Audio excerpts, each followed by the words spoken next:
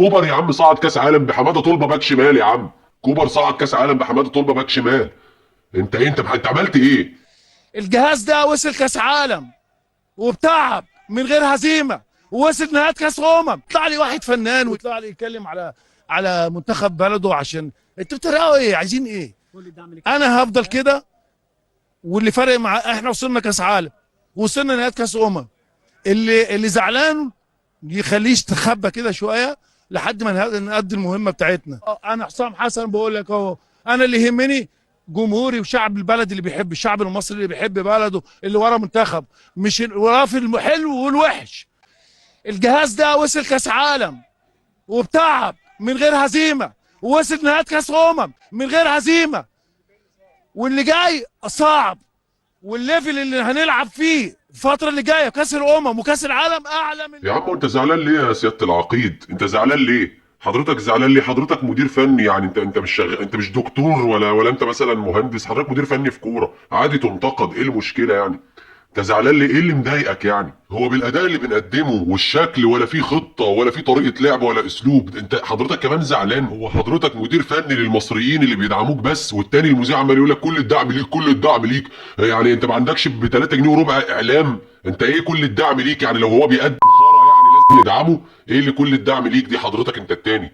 حضرتك انت المفروض بتنقل صوته وصوت الناس اللي بتنتقده. انت مالكش ايه كل الدعم ليك يا عم؟ في ناس ما بتدعموش، هو مش بيقدم اي حاجه حرفيا. وبعدين حضرتك في شغلانه عامه تقبل الانتقاد؟ وانت ليه محسسنا ان انت نازل مش يعني مش عايز اقول، انت عادي جدا واقل من العادي. مدربين اقل منك عملوا حاجات اكبر منك عادي يعني. انت ما كنت قاعد في يوم من الايام في التلفزيونات وبتنتقد مدربين منتخب مصر؟ ما كنتش بتقعد مع مهيب ومع غيره وغيره وتتكلم على كيروش وتتكلم على ميكالي وتتكلم على كوبر وتتكلم على الناس كلها؟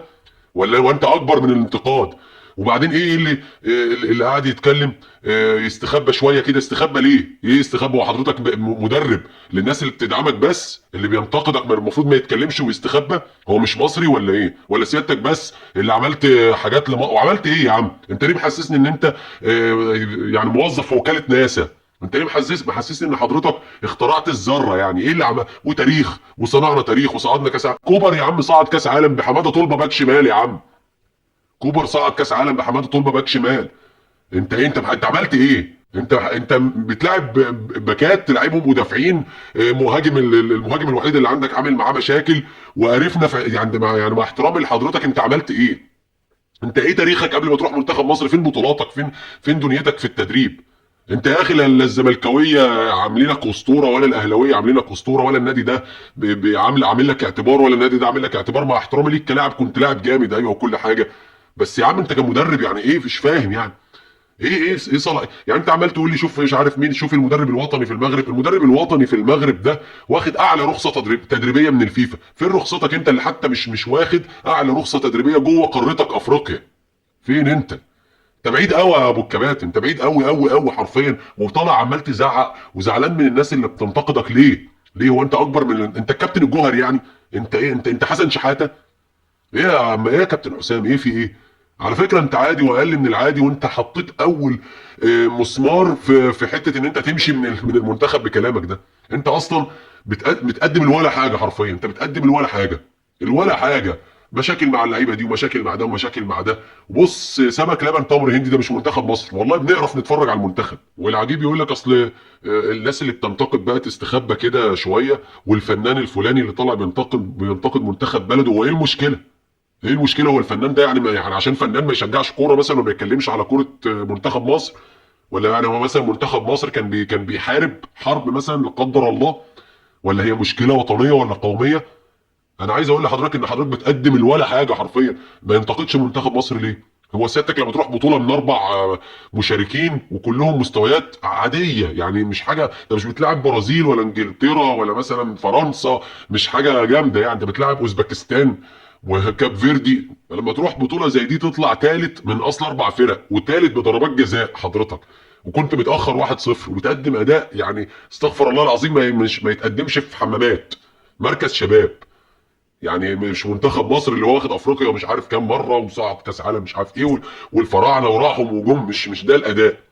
طالع لي الثالث في بطوله وديه، وتقول لي شوفوا ويستخبى وفنان بينتقد مش عارف ايه، وشوف لي مدرب المغرب وشوف لي مدرب مش عارف ايه. لا يا فن، مدرب المغرب ده قبل ما يمسك منتخب المغرب واخد بطولات يعني ملهاش حل مع الوداد ومع الفتح الرباطي، ومش عارف عمل ايه هنا وعمل إيه. اتعلم درس، مش واخدها كده بالفهلوه. وعموما انا عايز اقول لحضرتك حاجه، انت صعدت كاس عالم وصعدت افريقيا، انت حرفيا انت بتلعب مع احترامي للجميع بوركينا فاسو، ابعد عنك ابعد منك مش عارف بقد ايه في النقط، ومش عارف جيبوتي ومركز شباب غانا وحاجات عجيبه كده، وتقول لي صعدت كاس عالم. لما كوبر صعد كاس عالم صعد يعني بص واخدها من بق الاسد، مش تقول لي انت بتلعب يعني مؤاخذه في الكلمه منتخبات ما شافتش كاس العالم طول تاريخها جايه معاك في التصفيات، وتقول لي صعدنا كاس عالم افريقيا. ايه ده يا ماما؟ انت كمان مش عايز تصعد من المجموعه دي كاس عالم؟ تبقى كارثه.